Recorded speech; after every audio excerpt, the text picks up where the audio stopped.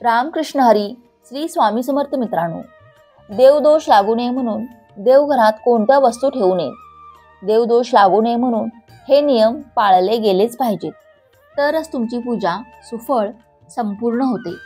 मित्रांनो, देवदोष लागू नये म्हणून देवघरात कोणत्या वस्तू ठेवू नयेत ज्या अशुभ मानल्या जातात, आणि देवदोष लागू नये म्हणून कोणते नियम पाळले गेले पाहिजेत, म्हणजे कोणत्या गोष्टी पूजेत केल्या नाही पाहिजेत, याची सर्व माहिती आपण आजच्या या व्हिडिओमध्ये जाणून घेणार आहोत.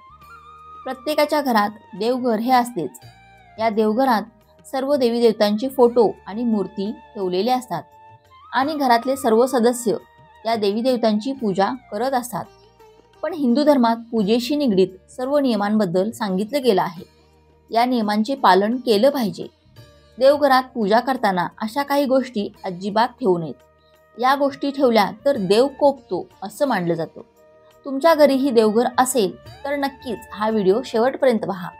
कदाचित चुकून तुम्ही सुद्धा या चुका करत नाही ना, आणि तुमच्या देवघरात अशा काही वस्तू असतील तर लगेच काढून टाका.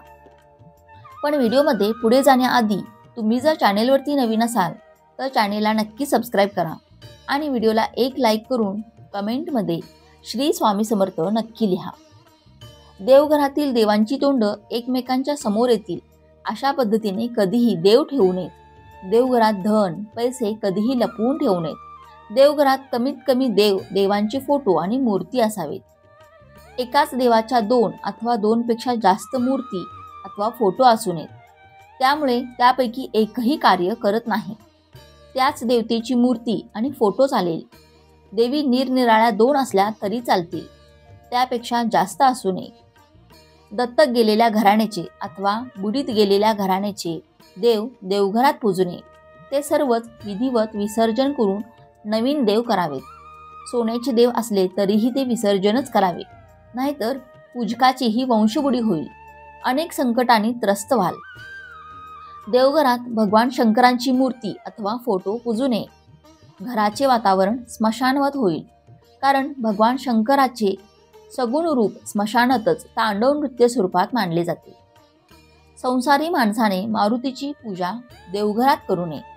कुटुंबाचा वंश खंडित होण्याची शक्यता राहते. घरामध्ये 6 फुटाच्या वर दक्षिणाभिमुख मारुतीचा फोटो लावता येईल. देवघरात शनीची पूजा करू नये. सर्व जीवन संकटमय अति उदास राहते. देवघरामध्ये मुंजा पूजू नये. बाकीचे देव काम करत नाही. त्या मुंजा सद्गतीपासून बंधनात अडकल्यामुळे पूजा करूनही त्याचे फक्त शापच मिळतात. देवघरामध्ये गायत्री मातेची पूजा करू नये, कारण गायत्री मातेचे स्वरूप पराकोटीचे पवित्र आहे. शिवाशिव पाळणे अति कडक असते. विटाळ स्त्रीची छाया देखील त्यावर पडलेली चालत नाही.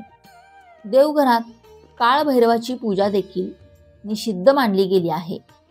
तो यम असून अति उग्र व कडक आहे. देवघरात मसोबा पूजू नये. त्यामुळे कुलदेवीची कृपाछत्र कुटुंबावर राहत नाही. कुटुंब अनेक संकटांनी पीडित राहते. देवघरात पीराची अथवा पीराच्या चिन्हांची पूजा करू नये. इतर हिंदू देवी देवतांची कृपा लाभत नाही. गुरु व शिष्य यांची एकाच वेळी पूजा करू नये. प्रथम गुरुची पूजा करावी व नंतर शिष्याची पूजा करावी. देवाच्या मूर्ती शोकेशमध्ये अथवा कपाटामध्ये ठेवू नयेत. देव कुटुंबाची शोभा करतात. देवघरातील देवांची मूर्ती 3 इंचापेक्षा कमी असाव्यात. जास्त उंचीच्या मूर्ती विसर्जन कराव्यात. देवघरातील देवांना माशी लागलेली असू नये. देव भग्न पडलेले, छिद्र पडलेले असू नये.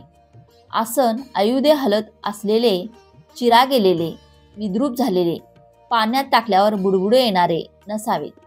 ताबडतोब विसर्जन करून नवीन मूर्ती स्थापन कराव्यात. बक्षीस मिळालेले सापडलेले देव देवघरात पूजू नये. त्यांची पूजा केली असता ज्यांनी ते देव दिलेत त्यांनाच त्याची फळ मिळते. आपली पूजा व्यर्थ ठरते. त्यामुळे बक्षीस मिळाले देव अथवा आहेर म्हणून आलेल्या देवाच्या मूर्ती आपल्या देवघरात पूजू नये. आसरा देखील देवघरात पूजू नये. आसरांचे शुक्रवारी विधिवत विसर्जन प्रवाहात करावे. देवपूजा करताना पूजा करणाऱ्याचे तोंड पूर्वेला अथवा पश्चिमेला असावे किंवा देवाचे तोंड पूर्वेला किंवा पश्चिमेला असावे. दक्षिण उत्तर ही दिशा नसावी. देवघर हे नेहमी ईशान्य कोपऱ्यातच असावे. ईशान्य दिशा ही हलकी समजली जाते. देवघर हे नेहमी सागवानी लाकडाचे असावे. ते संगमरवरी नसावे, कारण ईशान्य दिशा ही हलकी तत्वाची दिशा असल्यामुळे संगमरवरी जर देवघर असेल तर पुन्हा तिथे जडत्व उत्पन्न होते आणि गोष्टी विरुद्ध दिशेने घडण्यास सुरुवात होते. त्यामुळे शक्यतो सागवानी लाकडी देवघर असावे. देवघरात दिवंगत आई वडील वगैरेंचे फोटो लावू नये. देवावर श्रद्धा असेल तरच देवपूजा करावी. उगीच लोक काय म्हणतील म्हणून देव ठेवू नये. श्रद्धा असेल तर मात्र रोज स्वहस्ते पूजा करावी किंवा करवून घ्यावी. मनोभावे नतमस्तक होऊन रोज देवाला नमस्कार करावा. घरातील मंदिरात शिवलिंग ठेवू नका. देवघरात लोक शिवलिंग ठेवतात, पण शिवलिंग ठेवण्याचे काही नियम आहेत. घरात एकापेक्षा जास्त शिवलिंग ठेवू नये असं शिवपुराणात सांगितले गेलं आहे. शिवलिंगातून प्रत्येक वेळी ऊर्जेचा संचार होत असतो. त्यामुळे शिवलिंग नेहमी खुल्या जागेत ठेवावे. त्याचा आकार कधीच अंगठ्यापेक्षा मोठा नसावा. शिवलिंग हे पितळेचे असावे. त्यावर नाग नसावा. देवघरात नंदी नागासहित एकत्र महादेवाची पिंड ठेवू नये, कारण आपण जेव्हा महादेवाच्या पिंडीवर अभिषेक घालतो तेव्हा त्याचे पाणी नंदीवर पडते आणि नंदी हा महादेवाचा शिष्य आहे आणि ते पाणी नंदीवर पडल्यामुळे त्यांचा कोप होतो. त्यामुळे आपल्यावर संकट उद्भवू शकते. देवघरात कोणत्याच देवाचा रुद्र रूपातील फोटो ठेवू नका. नेहमी देवाचे हसणारे प्रसन्न चेहरे असणारे फोटो असावेत. क्रोधातील फोटो ठेवणे अशुभ मानले जाते. हसणारे फोटो ठेवणे शुभ मानले जातात. ते घरात सकारात्मक ऊर्जा आणतात. कोणत्याच देवाची तुटलेली मूर्ती अथवा फोटो घरात ठेवू नका. तुटलेली मूर्ती अथवा फोटो घरात ठेवणं अशुभ मानलं जातं. त्याने वास्तुदोष उत्पन्न होतात. तुटलेली देवाची मूर्ती अथवा फोटो घरात असेल तर ते लगेच काढून टाका. पूजेदरम्यान तांदूळाला अत्यंत शुभ आणि महत्त्वपूर्ण मानलं गेलं आहे. तांदूळाला शुद्ध धान्य मानलं जातं. ते पूजेत फुलांची कमतरता दूर करते. पण देवावर कधीच तुटलेले तांदूळ टाकू नये. त्याला अशुभ मानलं जातं. जर तुमच्या घरातील देवघरात तुटलेले तांदूळ असतील तर आजच ते काढून टाकून त्या जागी चांगले अखंड तांदूळ ठेवा. देवघरामध्ये काडीपेटी ठेवू नये. तसेच अंत्यविधीसाठी लागणाऱ्या वस्तू देवघरात ठेवू नये असं म्हटलं जातं. त्यामुळे तेल, काडीपेटी अशा वस्तू देवघरापासून थोड्या लांब अंतरावर ठेवाव्यात. आपल्याला आपली कुलदैवत व कुलदेवी माहीत असणे गरजेचे आहे. जर माहिती नसतील तर आपल्याला विविध संकटांना तोंड द्यावे लागते. आपल्या देवघरात आपल्या कुलदैवताचा एक तरी फोटो किंवा मूर्ती असणे आवश्यक असते.